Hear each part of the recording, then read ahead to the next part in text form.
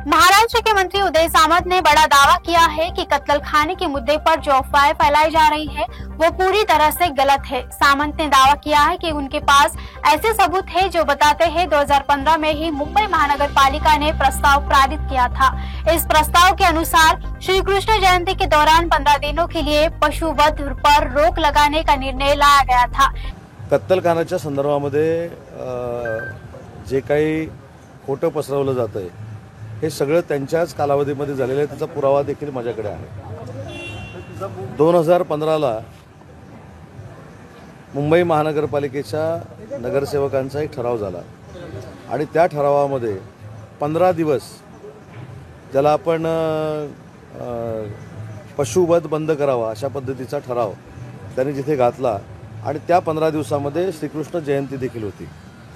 यावर्षी योगायोगानं श्रीकृष्ण जयंती ही 15 ऑगस्टला आलेली आहे आणि त्याच्यामुळे पशुवध बंदी ही महानगरपालिकेने त्या ठिकाणी जारी केलेली आहे।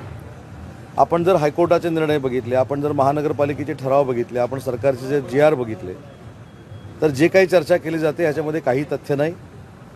महानगरपालिकेची निवडणूक झाल्यानंतर बोलणारी मंडळी हे सगळं विसरणार आहेत। कारण ज्या पद्धतीनं सांगितलं जातं की महानगरपालिकेनं असं केलं, महानगरपालिकेनं तसं केलं, माझ्याकडे 2015ची डॉक्युमेंट्स देखील आता आहेत।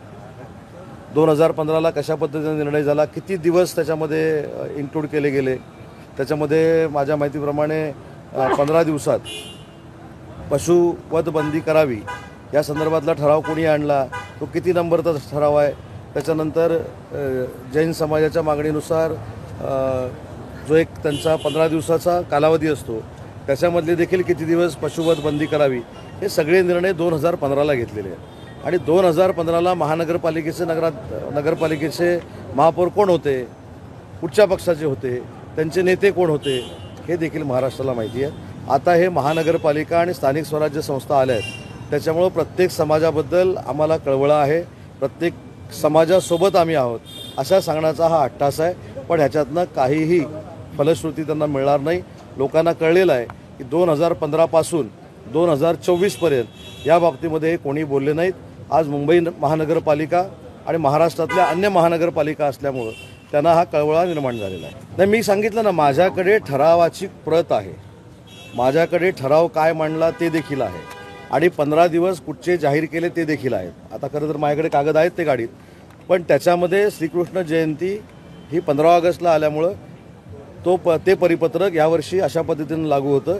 पण एखादा फेक नरेटिव्ह, खोटं जातीयवाद, जाती धर्मामध्ये तेढ कशा पद्धतीने निर्माण करायची स्वतःच्या स्वार्थासाठी आणि मतासाठी हे या सगळ्यांकडनं शिकलं पाहिजे। ही पहिली गोष्ट आहे की 15 ऑगस्ट हा दिवस, त्या दिवशी श्रीकृष्ण जयंती आलेली आहे आणि श्रीकृष्ण जयंतीच्या निमित्तानं पशुवध बंदी हे 15 दिवस जाहीर केलेलं असल्यामुळं ते 15 ऑगस्टला आलेलं आहे।